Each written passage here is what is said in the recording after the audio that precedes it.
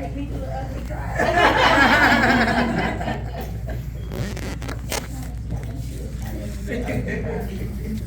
Excuse my voice. For those that don't know me, yes, the kids call me Miss Rosemary's Babies. That is not my name. My name is Rosemary Oglesby. But you can call me Miss Rosemary's Babies if you want to. But my voice is gone because we're building a new facility or renovating a facility right down the street on Red Road. So if you went across, what is that, Clinton Springs, and look to the right, you'll see this building that used to be red and broke down, and now it is this beautiful gray called Promise. And there's a huge sign in the front that says Holloway House Teen Parent Resources, and that is my new baby, and I've been there yelling at my contractors. So that's why I have no voice. But I am so grateful for your story and the belief that I impacted you. When I started out to build this organization, or even just to move past what I was, it wasn't for anything more than for my daughter to look up to me, to understand that no matter where my mom came from, no matter where her roots came from, she blossomed, she moved past this, she continued to move forward, and whatever she did and everything she did was for me.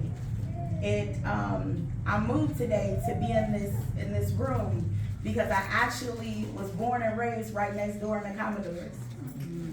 And it was during a time where, you know, my dad was like, all y'all could do is go up the street. It was IGA, y'all might not remember that. And all we could go to was like where the market is up there now and no further than the library, right? So how did a girl that couldn't go no further than IGA and the library end up pregnant at the age of 16? And not only was I pregnant at the age of 16, I was a fourth generation teen parent. So my brother was a teen parent, my sister, my mom, grandmother, all of us were teen parents. But it was during a time where I grew up in a house where my mom and my dad was there, but it was also a time where drugs was on high. And I know a lot of you grew up in environments where what happens in this house stays in this house. But we're going through struggles and we can't talk to nobody because we don't want them to judge us. And we don't want nobody to know because we don't want, you know, you don't want to get your parents in trouble, but more than that, how they gonna look at me, they judge me. So during a time where my dad was on drugs, during a time that I was suffering internally, what do?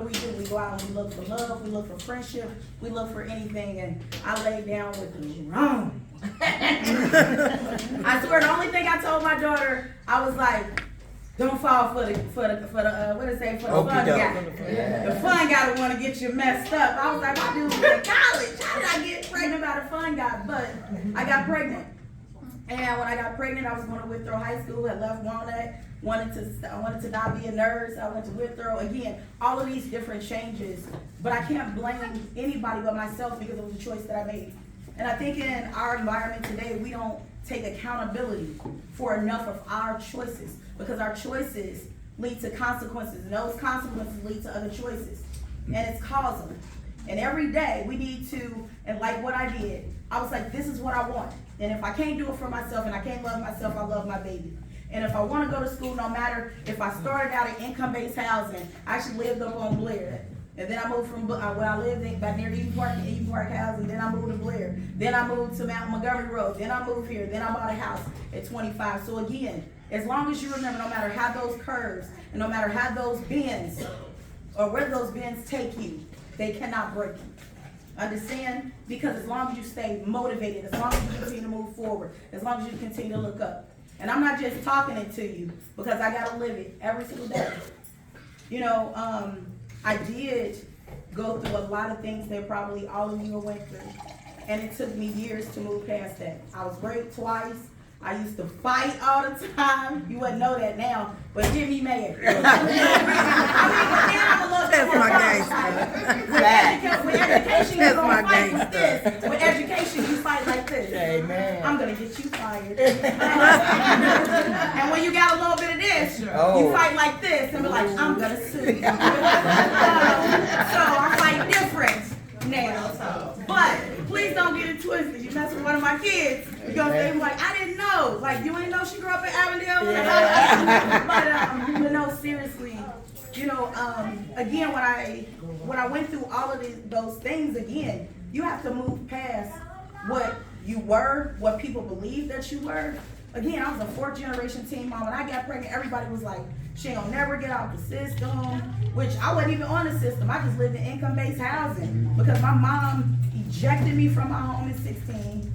She was mad at me, and I'm like, later on I found out, like, what age was you when you had your baby?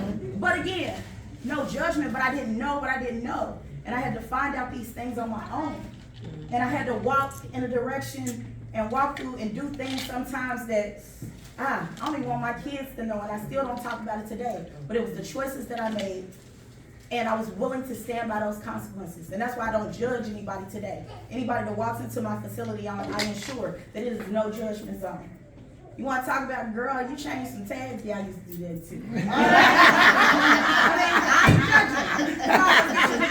ain't judging. But regardless of all of that, you have to, throughout this process, forgive yourself. You have to try to grow from it.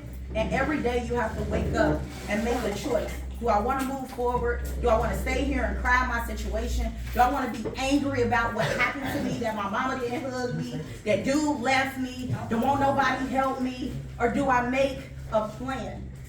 Do I execute? Do I walk by faith?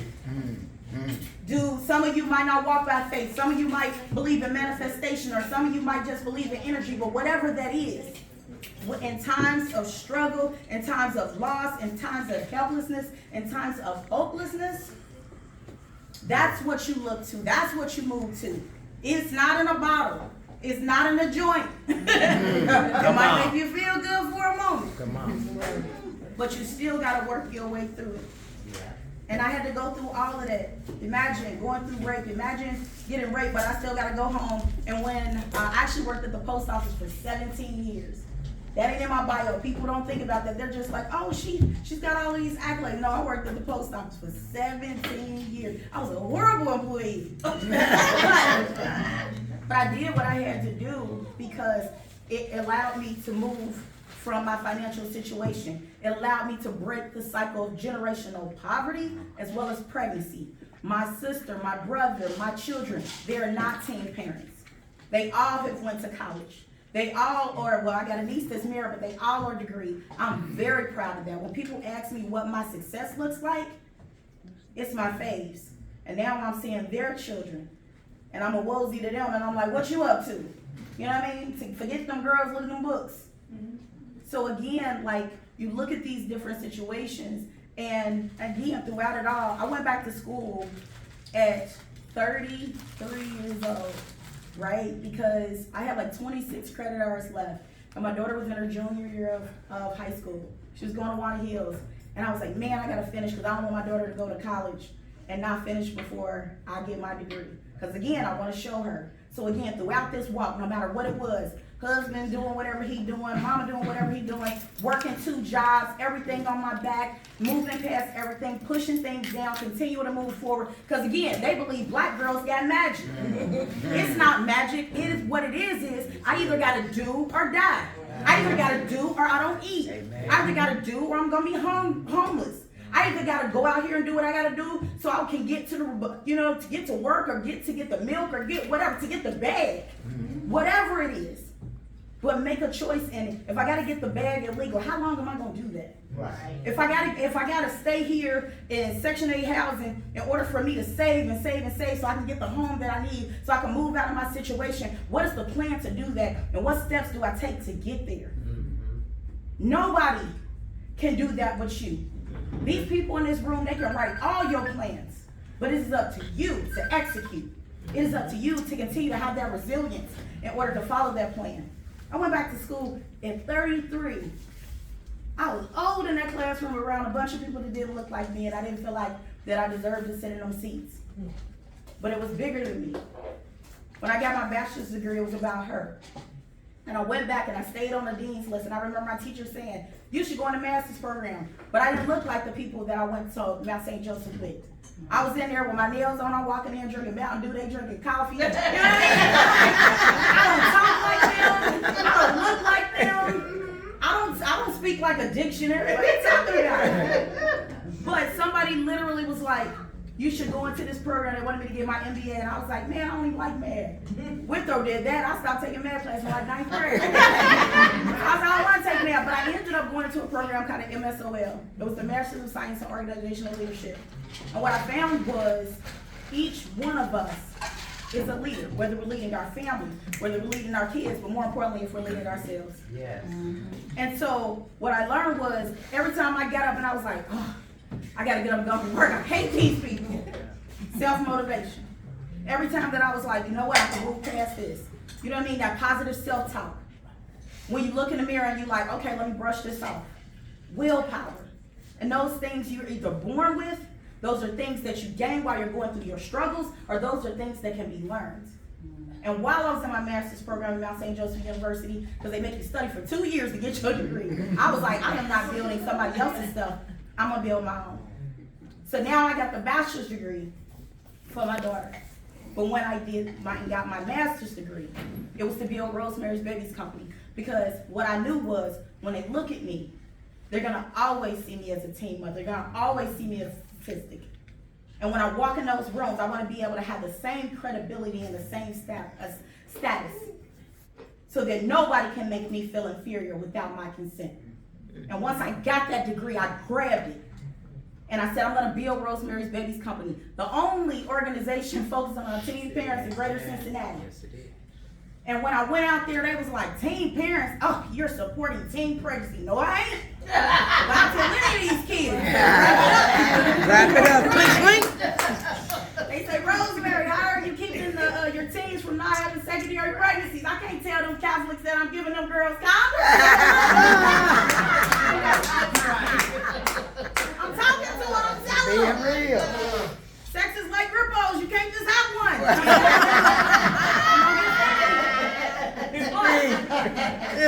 But I built Rosemary's Babies Company, and I went out there and I told my story, and it made my mama mad, and it made my family mad, because now I'm telling their business, and I had to let them know, this is not your business. Right.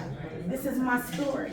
And as I built Rosemary's Babies Company, I began to heal, and I began to forgive, and I forgave my mother, who I realized was a young mom too, and her mother never hugged her, so let me forgive you because you didn't know how to tell me that you love me. You didn't know how to hug me. You didn't know, and it wasn't until even 5 years ago that I was going through a serious situation, and my mom, I was crying, and my mother didn't even know what to say to me. And it's almost like she wanted to tell me, but she couldn't, and she hung up the phone, and I called her back, and I remember saying, even now, you can't tell me you love me? And after that day, every time I talk to my mom, she tell me that she loves me. And sometimes it takes you giving people permission, but not only giving people permission to tell you that to let you be loved, but also giving yourself permission to be loved. Because I didn't think that I deserved love because I was a teen mother and I made a mistake, and every time my kids made a mistake. And now I got mother telling kids make a mistake. You're like, man, I'm a failure. If I wasn't a teen parent, if I would have just known. But we all go through the same things. We all, even now, I just called my daughter, she speaks Spanish. I got a whole team of Hispanic people. She on the phone like, why I gotta speak Spanish? Don't you gotta You want this bill for your father? You gotta speak some Spanish. But even then, I'm in the car and I'm like, what's wrong with her? Because I'm not crazy. Now I gotta walk in here and talk to these people. But again, we all go through the same things. We're all carrying something today. We're all carrying something within us, just hoping that we're a good mother, that our kids turn out right, that we don't fail them. But the thing is, we're gonna disappoint them. We're gonna disappoint ourselves. We're gonna make mistakes, but it's how you grow from them, it's what you learn from it, it's how you move past it, it's how you accept it, and more importantly, it's how you own it. Okay. It's how you own it, and a lot of us don't own it. I lost my job. That girl shouldn't have fired me. Girl, you've been late 18 times. What you call it? What you talking about? Cause and effect. No judgment. I'm just speaking facts. I'm just speaking facts. And I'm talking about myself. I got fired 4 times for the post office. I was a union rep. I had that. But anyway, but I did build Rosemary's Babies Company, and in 2020, what we learned was that more than 35% of the teen parents that I was serving, they were homeless. And they that hit me deep because these kids trusted me and they loved me, and I loved them back like they are my own. But they didn't trust me enough with that. Because if a teen parent reports that she's homeless, like if any of you report that you're homeless, what do you fear? They gonna take the They gonna take my baby. baby. And with adults, and most of you are adults in this room, with adults, it's reunification. But for teen parents, it is separation. And I fight every day for that. Absolutely. I didn't know. What I didn't know was that I was not only going to be building a nonprofit, trying to help teen parents, but I would also have to get into advocacy. That I would also have to go into governmental offices. That I would also have to use my story, use their story, but use it in a positive way. That they didn't look at them as a stigma or as a statistic. They don't want anything more. They don't want anything less. They just want to be looked at as people. Right. When a teen gets pregnant, we are not forgiving for a parent to put them out of their home. I remember when my mother got mad at me, and it's like, you went through the same thing. I forgive you now, but I know better. And as parents, how long will we be upset with them? Why can't we forget the teen? Why can't we help them in order for them to move forward and understand their trajectory does not have to be a life sentence of poverty. It does not have to be a life sentence of struggle. Your situation does not have to be the same just because your area code. It does not define you. It does not matter what type of soil you were born in. Your soil can change and it can become rich as long as you nurture it. And if you put the right people around you, and if you stay in the right environment, so when you fill your head and your spirit and your heart with the right things. Like I said, it took years for me to love me. So I loved my kids until I could love myself. And then I moved past loving myself until I knew that God loved me and that I was blessed. And so now, I'm building this house that they didn't want me to have. And if y'all ever want to Google me and hear some stories of what they call me and what they call my babies. I can imagine. And the only thing I could say back was, I'm so disheartened. Now mind y'all, I'm from Avondale. Yeah. I don't give a, come on. So it's a lot more Let's words. But that degree tells me to say, Yes. I'm so disheartened by this. If you all could just write a letter to your local congressperson. Come on. But even with that, I fought for almost 2 years to get the home. And now, with the year, they made me raise $1 million. They made me go through, I got all these degrees, but they made me go through classes, and they made me, sometimes what I want to let you know is, it's beyond you. It's beyond the spirit of offense. And I would have did whatever it took, the same as I did with my kids when I worked at the post office. The same thing that I did when these people told me that I was ignorant, I'm incompetent, and they said she was a teen parent. I'm still being judged for a decision that I made at 16 one time when I felt lost, and I thought this dude loved me. I'm still being judged by that, but what did I tell you? Nobody can make you feel inferior without your consent. And I slammed it down their throats. And every time they drive past that house now. They told me I bet not pay. And I painted their promise. Just so when they started to complain, I was like, we promised the community we would do that. We promised these kids.